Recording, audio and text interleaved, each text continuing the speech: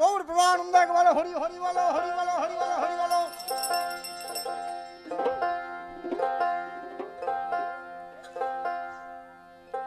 ওরে মধু করবি নে মধু মিলবে না রে, এই বুলতারি চাকে ভেতরে মধু যদি না থাকে।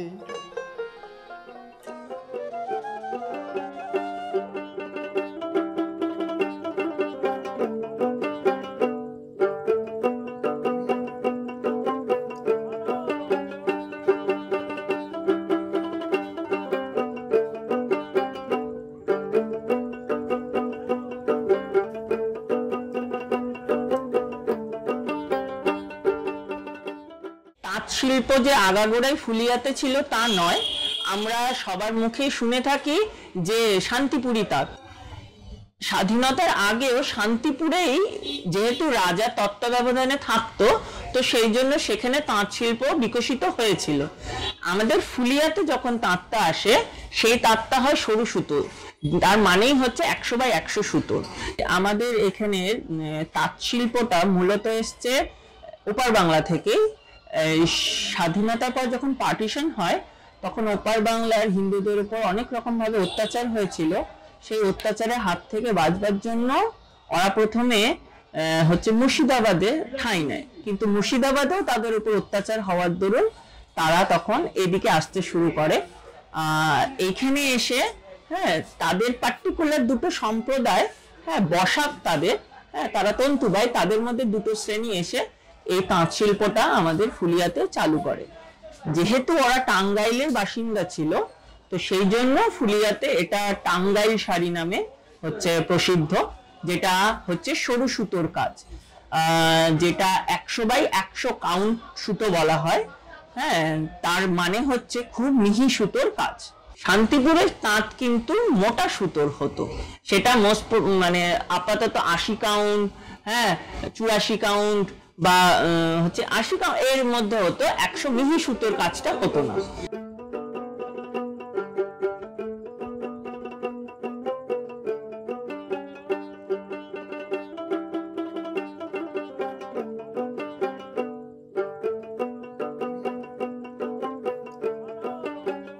তাঁত শিল্পের গোল্ডেন এরা তোমার কি মনে হয় ফুলিয়ার ক্ষেত্রে কোন সময় ছিল? আজ থেকে আমাদের বাবা কাকা জ্যাঠাদের সময়টায় ছিল হচ্ছে খুব সুন্দর একটা বাজার ছিল।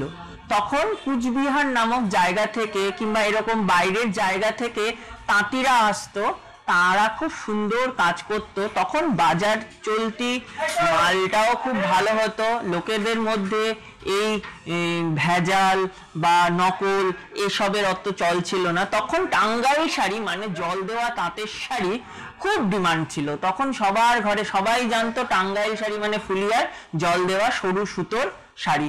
তখন হচ্ছে তাঁত বেনারসি, তাঁত জামদানি, এগুলো খুব খুব খুব চল ছিল তখন। বাইরে থেকে শুধুমাত্র হচ্ছে আমাদের দেশীয় স্তরে নয়, আন্তর্জাতিক স্তর থেকেও লোকরা আসতো, সেসব জিনিস বানাতো, কিনতো। তখন একটা খুব সুন্দরী অধ্যায় ছিল। এটা হয়তো আমাদের অতটা জ্ঞানে থাকে না, কিন্তু মোটামুটি আমরা এই সুযোগটা হয়তো কিছুটা দেখেছি। হয়তো তখন আমরা এই ব্যবসা বা এইটার সঙ্গে জড়িত ছিলাম না, কিন্তু আমাদের বাবা কাকা জ্যাঠাদের যখন এই পিরিয়ডটা চলতো, তখন আমরা সেই জিনিসটা অনুভব করেছি বা কম বেশি চোখে দেখেছি। আচ্ছা, আমি জিজ্ঞাসা করতে চাইছি তোমাকে যে এই যে হ্যান্ড উইভিং, ঠিক আছে, তো এই জায়গা এখন কি সিচুয়েশন, তুমি কি মনে করো, মানে এখন কি ফেস করছো, কি অবস্থা, ভালো অবস্থা, খারাপ অবস্থা, পজিটিভ না, মানে যেটা তুমি প্রবলেম ফেস করছো সেটা নিয়ে বলো। আচ্ছা, এখন সবচাইতে বেশি সমস্যা হচ্ছে পাওয়ার লুম।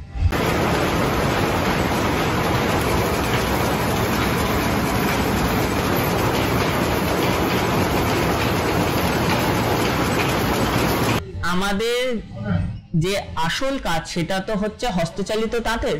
এবার যেহেতু পাওয়ার লুম চলে আসছে, এমন অত্যাধুনিক যন্ত্র চলে আসছে, সেটা দিয়ে এত সুন্দর নকশা তৈরি হচ্ছে, আর যেটা খুবই কম দামের মধ্যে কারিগরের হাত থেকে বা ব্যবসায়ীদের হাত থেকে ক্রেতাদের হাতে চলে যাচ্ছে, সে তুলনায় আমাদের হস্তচালিত তাঁতে প্রোডাকশন কম, হ্যাঁ, তারপরে হচ্ছে জিনিসটা হচ্ছে একটু বেশি হচ্ছে দামি হয়ে যাচ্ছে, কারণ সময় সাপেক্ষ।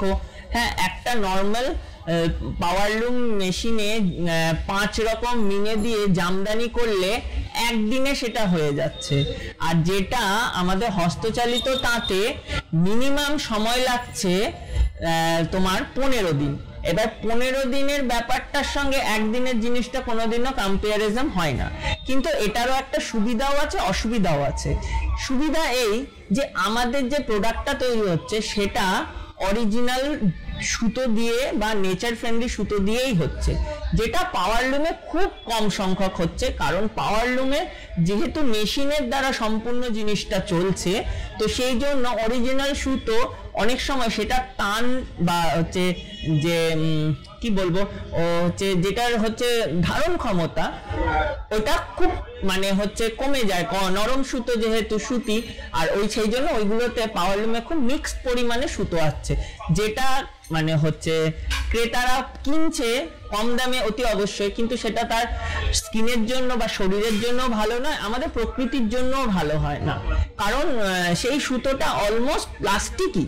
ওটাও যদি আপনি পোড়ান সেটা হচ্ছে একটা প্লাস্টিক পোড়ালে যেরকম গন্ধ বেরোবে আর যেরকম টাল হয়ে যাবে, ওটাও কিন্তু সেরকম হবে। আর আমাদের ন্যাচারাল যে প্রোডাক্ট, যেমন ধরুন সুতি, হ্যাঁ, তারপরে রেশম, তসর, লিনেন, হ্যাঁ, তারপরে ঘিচা, মটকা, এগুলো পোড়ালে হচ্ছে আপনার চামড়া পোড়ালে যেরকম গন্ধ বেরোয়, রেশম ফেশম পোড়ালে ওই রকম গন্ধ বেরোয়, কারণ ওটা অ্যানিম্যাল প্রোটিন ফাইবার, আর ওটার ছাই হয়ে যায়, ওটায় কোনো লাম্পস বা গুটি হয় না সুতোর মুখে। হ্যাঁ, আর সুতো তো নর্মাল কাপড় পোড়ালে যেরকম গন্ধ ওই রকমই গন্ধ বেরোবে, আর ওটা ছাই হয়ে যায়, সেটা একটা ব্যাপার। আর তার উপরে হচ্ছে নানান রকম ভাবে আমাদের সরকারি হ্যাঁ অনুদান আসে ঠিকই, হয়তো সবার হাতে সেটা পৌঁছায় না।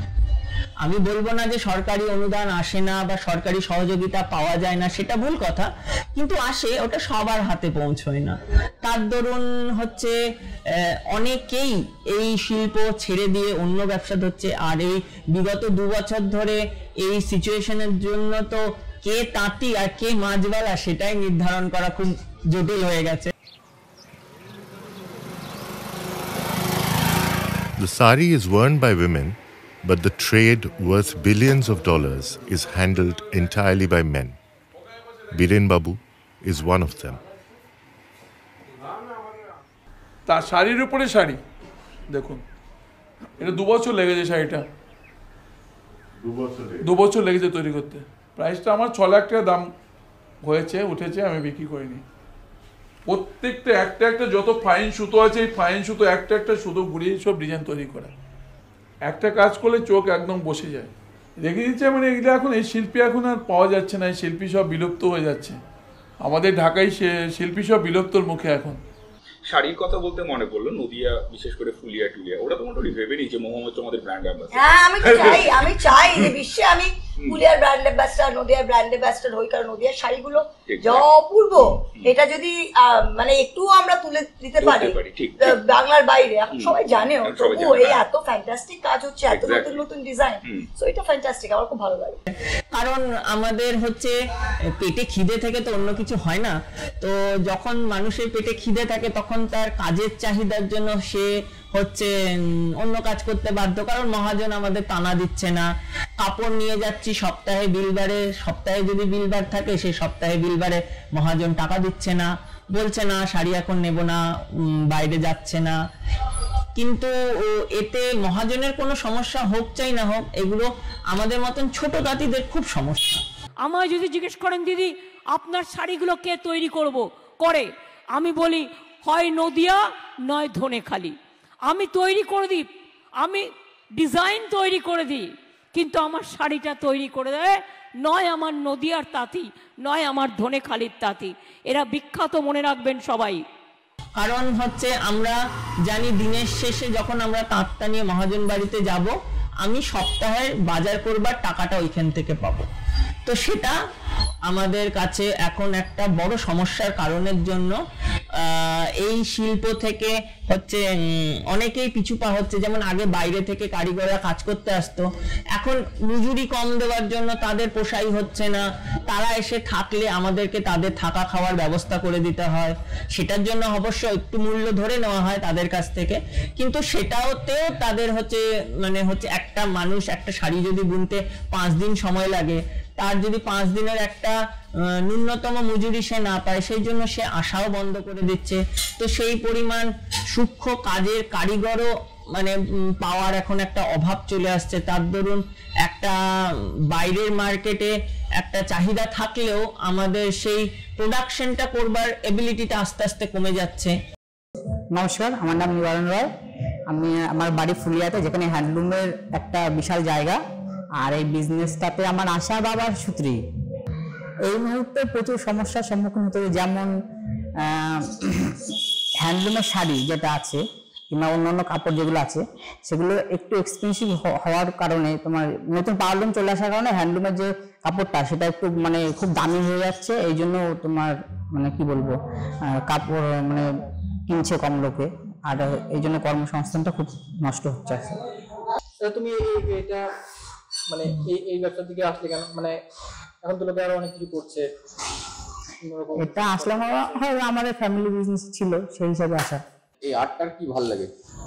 হ্যাঁ, কাপড়ের নকশা করতে খুব ভালো লাগে, আর সমস্ত কিছু করতে ভালো লাগে। তুমি আমার জায়গাটা শুরু করে দেখাও। এটা হলো তোমার তাঁতঘর। হ্যাঁ হ্যাঁ, এটাই তাঁতঘর। একটা তাঁত যেটা হ্যান্ডলুম বলা হয়, একটা আছে। এটা হচ্ছে মানে এখানে টানাটা শেষ হয়ে গেছে, এখানে রাখা মানে এটার জন্য এইভাবে, আর এটা মানে চলছে। এটা পুরো সিস্টেমটাকে হ্যান্ডলুম বলা হয়, মানে হস্তচালিত তাঁত যেটা আছে। এটা তো জ্যাকার্ড মেশিনে মানে এটা চলছে।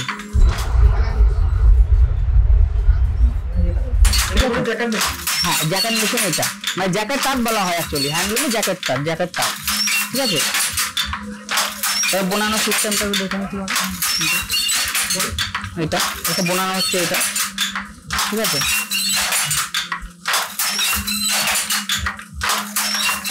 এটা যেটা আছে এটা টানার সুতো, আর যেটা শাটলের ভেতরে থাকে মাকু বলি আমরা, দেখি ওটা। হ্যাঁ, এটাকে বলা হয় বান্না সুতো কিংবা পণ্যের সুতো, ঠিক আছে। এটা হচ্ছে মাকু, যেটা সাহায্যে এটা মানে সুতোটা যায় পণ্যের সুতোটা ভেতর দিয়ে। আর এটা হচ্ছে নরজ, এটা মরণ। এটা হচ্ছে এটাকে বলা হয় ধুক্তিকার। এটা হচ্ছে সানা, চেল। এটা ঝাপটা ধরলে পরে এটা বোয়া। এটা হচ্ছে প্যাডেল করলে পরে এটা ফাঁকা হয়, এই ভেতর দিয়ে মাকুটা যায়। একটু প্যাডেল করে দেখেন এটা, এই যে এটা একটা উঠবে একবার নামবে, ঠিক আছে। মানে এই যে এই জায়গাটা না ফাঁকা হবে, ফাঁকা হলে পরে এই ভেতর দিয়ে শাটেলটা যায়, গিয়ে সুতোগুলো এখানে সেটিং হয়। আর এটা হচ্ছে বাক্স কাঠ বলা হয় এটাকে, এর ভেতর যে শাটেলটা। আর হচ্ছে ন্যাড়া বলা হয় এটাকে। আর এইটা পুরো এই যে জিনিসটা আছে এটাকে বলা হয় ফাইসেল, আর পুরো জিনিসটাকে বলা হয় হ্যান্ডলুম, ঠিক আছে। আর জ্যাকেট মেশিনটা যেটা আছে সেটা একটু দেখিয়ে দিই। এটা হচ্ছে জ্যাকেট মেশিন, ঠিক আছে। আর এটা হচ্ছে বোর্ড কিংবা কাগজে বলি। আর এই যে সুতোগুলো আছে এগুলো নকশা হিসেবে সুতোগুলো করা থাকে অঙ্কের মাধ্যমে। এগুলো কাটার জন্য আলাদা আলাদা একটা মেশিনও পাওয়া যায়। এগুলো হাতেও কাটা হয়, এবার এখন তো মেশিন বেরিয়ে গেছে, ইলেকট্রিক মেশিন, সেগুলোতে কাটা হয়। এগুলো সিলিন্ডারের সাথে গিয়ে হুক আছে এবং ডাঙি আছে, হুকটা ভেতরে ঢুকে যায় এবং তার সাথে ডাঙির সাহায্যে মানে এই যে বোয়াগুলো আছে সাদা, এগুলোকে বলা হয় গাছ বোয়া। এগুলো উঠে ডিজাইনটা হয়, এই যেগুলো উঠবে একবার নামবে, ঠিক আছে। এগুলো পুরনো সুতোর সাথে সাথে না হচ্ছে জিনিসটা আছে আর কি চলে।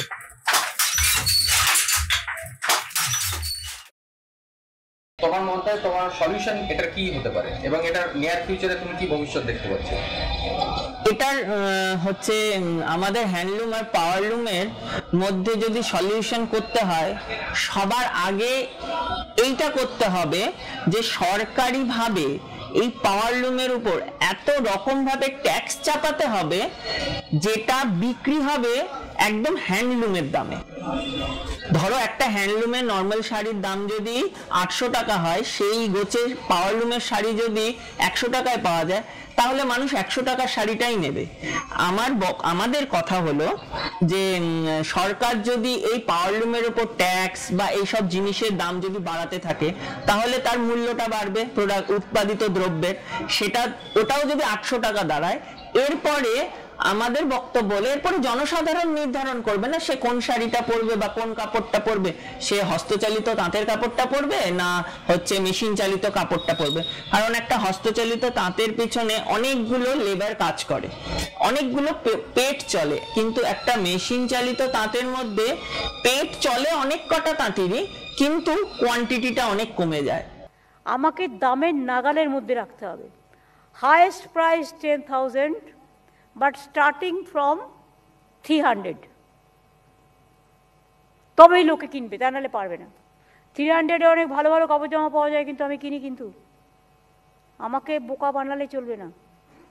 সালোয়ার কামিজও পাওয়া যায়, আর 10,000-এ বিশ্ববাংলাও বিক্রি করে, কিন্তু ওদের তো আবার 1 লাখ টাকার শাড়িও আছে, সেটা কোয়ালিটি অনুযায়ী। দেখে নাও, আমাদের তো তাঁত হাব, শান্তিপুর হাব, এই সমস্ত জিনিসগুলো হয়েছে রানাঘাট টানাঘাট সবই। সুতরাং এইসব হাবের সাথে কথা বলতে পারো। তাহলে তো যদি গরিব লোকেরা তো শাড়িটাই পরতে পারবে না, মানে গরিব যারা আছে যারা এফোর্ড করতে পারবে না, ঠিক আছে, তাদের ক্ষেত্রে তো ডিমান্ডটা দুদিক থেকে হাই হয়ে যাবে। হ্যাঁ, সে তো আছে, কিন্তু ধরো আমাদের যে এই হস্তচালিত তাঁত আছে, এটা কিন্তু আগা গোড়ার থেকেই একটা শ্রেণীর মানুষ থেকে স্টার্ট হয়, যেটা একদম আমাদের মতন মানে হচ্ছে ধরো লেবার শ্রেণী যদি আমরা বলে থাকি, তারা কিন্তু যে কোয়ালিটির শাড়িটা পরে সেই কোয়ালিটির শাড়িটা অন্তত আমাদের ফুলিয়াতে হয় না, সেটা আপনার শান্তিপুরে হয়, এরকম বিভিন্ন জায়গায় ছোট ছোট জায়গায় যেখানে মোটা সুতোর কাজটা, সেখানে হচ্ছে হাতে চালিয়ে শাড়ি যদি 300 টাকায় হয়, পাওয়ারলুমে চালিয়ে শাড়ি 300 টাকায় হলে তখন সেটা 300 টাকার শাড়িটাই পরবে।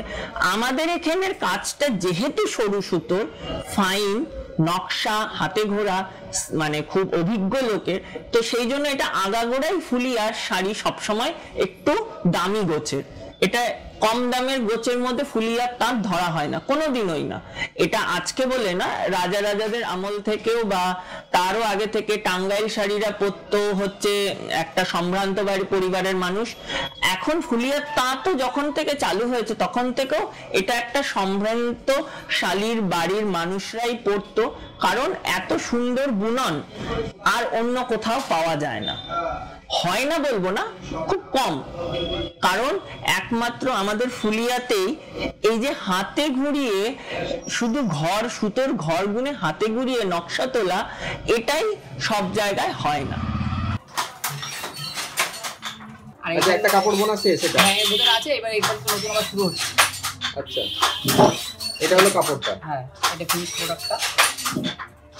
একটা শাড়ি তো ওইভাবে তো কোনো হয় না, মানে কোনো একটা মানে একটা তাতে ধরো 20 পিস 25 পিস 30 পিস এরকম করে জোড়া হয়। তো প্রথমটা বের হতে তোমার হচ্ছে ওই 20-25 দিন মোটামুটি লেগে যায়। মানে একটা শাড়ি কমপ্লিট রেডি করতে টাইম লাগে। হ্যাঁ, প্রথমে সেটিং করে একটা বেরিয়ে গেলে কাপড়, তারপরে তো মোটামুটি চলতে থাকে। মানে এভারেজে ক্যালকুলেট করতে হবে ওটা, বুঝতে পারলি তো? মানে এই যে শাড়ির ডিজাইনটা আছে ওটা তো সেট করে নিল, এটা করতে 10-12 দিন টাইম লাগবে। 10-12 দিন টাইম লাগবে। এবার এটা দিয়েও যতগুলো বুনতে পারে। হ্যাঁ, আমার ওখানে হয়তো করা আছে 30টা শাড়ি করা আছে, একবারে 30টা শাড়ি পেঁচানো আছে, 30টা শাড়ি এবার বোনা হলো, আবার নতুন ডিজাইন আগে পেঁচিয়ে নিতে হবে যতগুলো শাড়ি। হ্যাঁ, ওটা ড্রামে পেঁচানো হয় প্রথমে গিয়ে। এখানে যা সুতো আছে 30টা শাড়ি হয়ে যাবে। হ্যাঁ, বোনা হয়ে গেছে। আচ্ছা, এটা হয়ে গেছে অলরেডি। হ্যাঁ, এটা বোনা হয়ে গেছে, আর হয়তো কত 12-13টা মতো আছে। মানে 12-13টা শাড়ি হবে? হ্যাঁ, এর ভেতর আছে। খুব সরু না, পাতলা তো খুব, মানে আমার বোঝা যায় না। 12-13টা প্রায় আছে। পেপারের মধ্যে আছে না পেপারের উপরে যেগুলো আছে? পেপারের ভিতরে আছে। আচ্ছা, পেপারের সাথে সাথে মুড়িয়েছো? হ্যাঁ।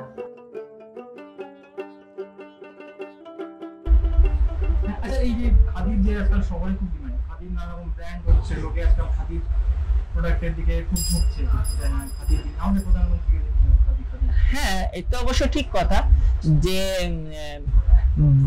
বাজারে, হ্যাঁ, আমাদের গ্রামাঞ্চল ছাড়িয়ে যখন আমরা হচ্ছে হচ্ছে মেট্রোপলিটন সিটিতে যাচ্ছি, তখন একটা খাদির ভালো ডিমান্ড আসছে। কিন্তু সেক্ষেত্রেও কিছু কিছু ক্ষেত্রে যেমন হচ্ছে একটা বাধা আসছে, তারা চাইছে ফাইন জিনিস, কিন্তু সেটার জন্য তারা সঠিক পে আমাদেরকে করতে চাইছে না। এটা একটা মেইন সমস্যা।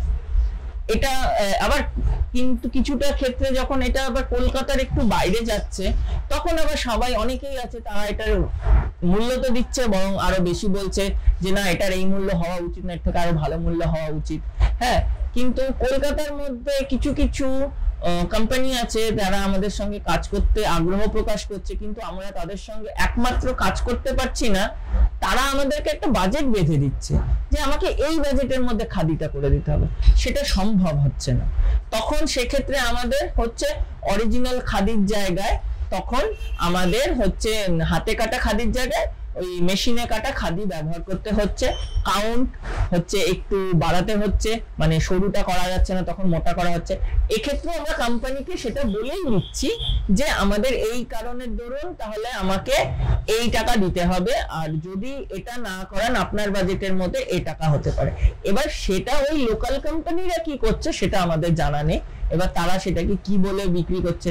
এখন যে মিক্সড করে সুতোগুলো মানে দানা বানা মিক্সড করে বোনানো হচ্ছে না, কিন্তু কাস্টমার যারা তারা কিন্তু পাচ্ছে, মানে পায় তারা অরিজিনাল বলে, আর তারা দামটা দেয় কিন্তু সেই সঠিক অরিজিনালিটি। তো তুমি কাপড়টা কিন্তু সেই অরিজিনালটা পায় না। তুমি দুটো শাড়ি যখন মহাজনকে বেচছো, তখন ও কিন্তু তোমার কাছ থেকে দুটো আলাদা দাম দিচ্ছে। মহাজন কিন্তু আলাদা আলাদা দাম দিচ্ছে, কিন্তু কাস্টমার যে সে কিন্তু সেই অরিজিনাল দামে সে দুটো জিনিসই কিনছে। বাজারে এখন প্রচন্ড পরিমাণে না একটা মিসকনসেপশন ঘোরাফেরা করে, যেমন সবাই জানে তাঁতের শাড়ি আর হ্যান্ডলুমের শাড়ি আলাদা আলাদা, কিন্তু তাঁত মানেই তো হস্তচালিত, হ্যান্ডলুম মানেই তো হস্তচালিত। সেটা কি অনেকের ধারণা যে তাঁত মার দেওয়া শক্ত গোছের যে টাঙ্গাইল শাড়ি সেটাই তাঁত, আর যেটা মার হয় না, যেটা একটু নরম গোছের শাড়ি যেটা মার পড়ে না, সেগুলো হচ্ছে হ্যান্ডলুম। সেটা নয়, দুটোই তাঁতে তৈরি হয়, একটাই মার থাকে একটাই মার থাকে না, দুটোই হ্যান্ডলুম জাত প্রোডাক্ট। একটাই মার থাকার দরুন ওটা শক্ত, আর আরেকটাই হচ্ছে মার না থাকার জন্য ওটা নরম, দুটো দুই কোয়ালিটি। সেই জন্য এবার এই একটা কনসেপ্ট আছে। তারপরে আবার হচ্ছে এরকম ব্যাপার আছে, যেমন হচ্ছে অনেকে বাম্পারকে রেশম ভাবছে, কারণ বাম্পার আর রেশম দেখতে একই। মানে আমরা যদি বলি না সৎ ভাই দেখতে আলাদা, সেটাও নয়, নিজের ভাই তাও অনেক সময় সাদা কালো ডিফারেন্সেস থাকে গায়ের রঙের, এটাতে সে মানে তফাৎটুকুও নেই।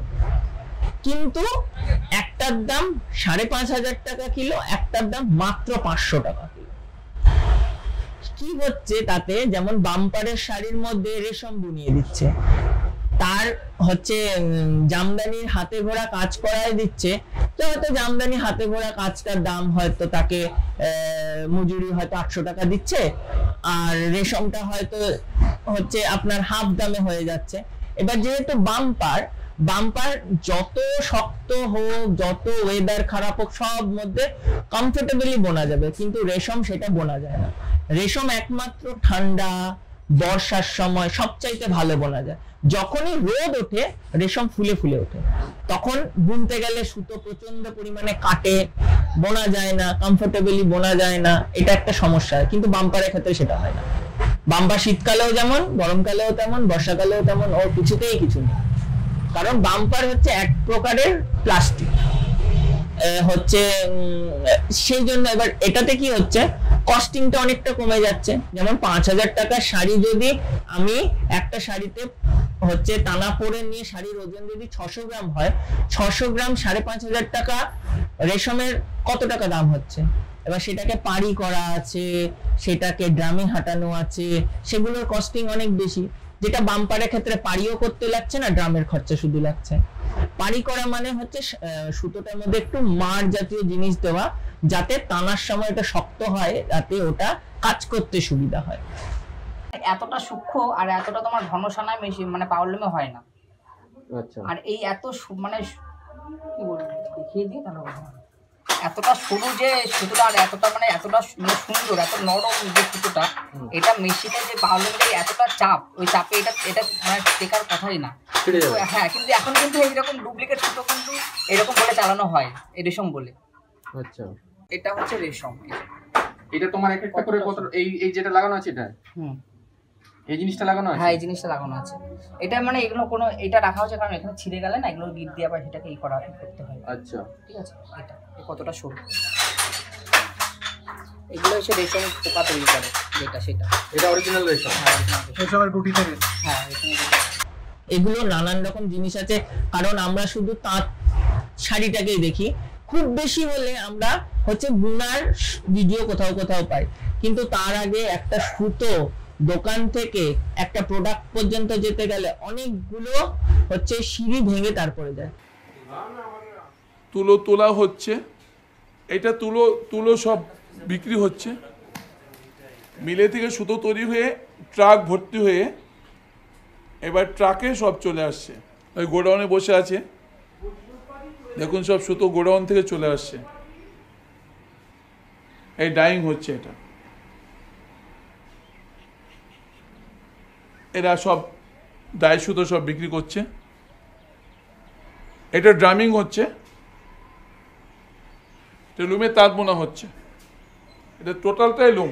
হ্যান্ডলুমে পৌঁছায়, সেখানে মোচড়া হয়, মোচড়া হয়ে তারপরে প্রথম প্রোডাক্ট বোনা শুরু হয়। এতগুলো তা আমি আজকেই আপনাকে অর্ডার দিলাম যে আমার 30 পিস শাড়ি দরকার, আপনি 10 দিন পরেই আমাকে বলে দেবেন যে এখনো কেন শাড়ি হলো না। এটা কিন্তু হ্যান্ডলুমের ক্ষেত্রে সম্ভব না, কারণ এই কমপ্লিটলি প্রসিডিওরটা করতে মিনিমাম 20 দিন সময় লাগে। কেন এটা বলার কারণ যে একটা হ্যান্ডলুম শাড়ি পরলে তাহলে হচ্ছে যে সুতোর দোকান থেকে কিনছি সেই সুতোর দোকানে কর্মসংস্থান হচ্ছে, তারপরে যেই পাড়িদারের কাছে দিচ্ছি তার কর্মসংস্থান হচ্ছে, যেই ড্রাম ঘরে দিচ্ছি তার কর্মসংস্থান হচ্ছে, যেই ড্রাম ঘর থেকে হচ্ছে সানাবোয়ার ঘরে যাচ্ছে তার কর্মসংস্থান হচ্ছে, যেই মানে সানাবোয়ার ঘর থেকে যে বুনছে সেই বুনান লোকের কাছে যাচ্ছে তারও একটা কর্মসংস্থান হচ্ছে। পাওয়ারলুমের ক্ষেত্রে যখনই এই প্রোডাক্টটা ওরা ব্যবহার করছে, সেক্ষেত্রে কি হচ্ছে, ওরা হচ্ছে বাম্পার জাতীয় জিনিস হচ্ছে বাম্পার জাতীয় জিনিস বা হচ্ছে গ্যাস এক ধরনের সুতো, হ্যাঁ, এইরকম জাতীয় জিনিস ব্যবহার করছে। এগুলো পাড়ি করার প্রয়োজন পড়ে না, হ্যাঁ, শুধু ড্রাম আর সানাবোয়া করলেই হয়। ড্রামও আবার ম্যানুয়াল ড্রাম না, ইলেকট্রিক ড্রাম। কনস্ট্যান্টলি ওটা ইলেকট্রিকে ঘুরছে, আস্তে আস্তে কোনগুলো সেটিং করে দিচ্ছে, কোন থেকে সুতো জুগিয়ে দিচ্ছে, ওটা অটোমেটিকলি হচ্ছে। দুটো ছেলে শুধু নজরদারি করছে যে কোন থেকে কোন সুতো ছিঁড়ে যাচ্ছে কিনা, ছিঁড়ে গেলে সেটা আবার লাগিয়ে দিচ্ছে। এটাই তো, এতে মানুষের হচ্ছে কর্মসংস্থান কমে যাচ্ছে, কতগুলো লোক মাঝখান থেকে আউট হয়ে গেল। বুনছে, বুনার ক্ষেত্রে যেমন দুটো লোকের প্রয়োজনীয়তা আছে, একজনকে নলি ঘুরিয়ে দিতে হবে, আরেকজন বুনবে, কারণ নলিটা না ঘোরালে সেই সুতোটা যদি যোগান না থাকে তাহলে তো সে শাটেলে ভরে বুনতে পারবে না। কিন্তু পাওয়ারলুমের ক্ষেত্রে হ্যাঁ, নলিটাও তারা মেশিনে ঘোরাচ্ছে, একসঙ্গে ধরো 50টা 60টা 20টা নলি জুগিয়ে দিচ্ছে আর হচ্ছে মেশিন চালিয়ে দিচ্ছে, আর ববিন থেকে ডাইরেক্ট নলি ঘুরে রেডি হয়ে যাচ্ছে। সেখানেও একটা হচ্ছে ম্যান পাওয়ার কমিয়ে দিচ্ছে। আমি মানছি টেকনোলজির সঙ্গে আসতে গেলে, টেকনোলজি নিয়ে চলতে গেলে টেকনোলজিকে সবসময় বান্ধব করে নিতে হয়। তার মানে এই নয় যে আমাদের যে শিল্প, আমাদের সংস্কৃতি, আমাদের যে কর্মসংস্থানের জায়গা সেগুলোকে ক্ষতি করা। এটা সরকারের কোনো একটা পদক্ষেপ নেওয়া দরকার যাতে দুটো জিনিসই চলে। আমি বলছি না যে পাওয়ারলুম বন্ধ করে দেওয়া হোক, কারণ একটা পাওয়ারলুম করেও একটা মানুষ কর্মসংস্থান করছে, আর একটা হ্যান্ডলুম করেও অনেকগুলো মানুষ কর্মসংস্থান করছে। তো সরকারের এমন একটা পদক্ষেপ নেওয়া দরকার যাতে কোনো মানুষগুলোই হ্যাম্পার না হয়। এটাতে আমি এই ক্ষেত্রে যদি বলে দেই যে পাওয়ারলুম বন্ধ করে হ্যান্ডলুম চালু করা, কিন্তু সেটা তো সম্ভব নয়। আমি তো তখন আমার লুপ্তরাজ হয়ে যাবে, আমি তখন 5 টাকার জিনিস 25 টাকা চাইতে পারি, সেটা নয়। ব্যাপার হচ্ছে ন্যায্য জিনিস ন্যায্য দামে বিক্রি করতে হবে, আর সবচাইতে অতি অবশ্যক কাস্টমারকে জাগাতে হবে, জানাতে হবে জিনিস সম্পর্কে, তারা যেন কোনো রকম ভাবে প্রতারিত না হয়। যে লিনেন বলে লিনেনের জায়গায় অন্য কিছু পেল, রেশম বলে রেশমের জায়গায় অন্য কিছু পেল। হ্যাঁ, তারা বাম্পার জেনে বাম্পার করুক, রেশম জেনে রেশম করুক, তারা বাম্পার না জেনে রেশম জেনে বাম্পার গায়ে রেশম বলে দেবে, সেটা তো ঠিক নয়। সেটাও তাদেরকে জানাতে হবে, কারণ এটা হচ্ছে এই যে রেশমটা হচ্ছে একটা পোকা, তার অ্যানিমাল প্রোটিন ফাইবার থেকে, ফিলামেন্ট থেকে একটা রেশম যখন তৈরি হচ্ছে, একটা রেশমের লংজিভিটি হচ্ছে, বলে রেশম কীট মরে যাওয়ার আগে 300 বছর তার স্মৃতি রেখে যায় তার ওই সুতোর মাধ্যম দিয়ে, আর একটা বাম্পার 300 বছরের বেশি বেঁচে থাকে, কারণ প্লাস্টিক, ওটা কোনোদিনই পচনশীল না। কিন্তু রেশমটা একটা সময় যাওয়ার পর আস্তে আস্তে আস্তে আস্তে আস্তে আস্তে ওটা নষ্ট হতে শুরু করে, যেটা প্রকৃতি থেকে বেরিয়ে এসছে সেটা আবার প্রকৃতিতে বিলীন হয়ে যায়, সেটা প্রকৃতির কোনো ক্ষতি করে না। কিন্তু একটা বাম্পার প্রকৃতিকে কোন রকম ভাবে প্রকৃতির সঙ্গে ও কোলাবরেশন করে বেরিয়ে আসলো, কিন্তু পরবর্তীতে সে প্রকৃতিকেই ধ্বংস করবার জন্য উদ্যত হলো। তো সেই রকম ব্যাপার। এটা আমরা একটা গল্প ছোটবেলায় শুনেছিলাম না, ঋষি মশাই একটা ইঁদুরকে, ওকে বিড়াল খেতে আসছে বলে ওকে বিড়াল বানিয়ে দিল, তারপরে শিয়াল বানিয়ে দিল, তারপরে বাঘ যেই বানিয়ে দিল সে আবার বাঘ হয়ে সেই ঋষি মশাইকে খেতে আসছিল। তো সেই রকম ব্যাপার, আমি প্রকৃতি থেকে এসে আমি প্রকৃতির ক্ষতি করব, সেটাও তো ভাবা উচিত।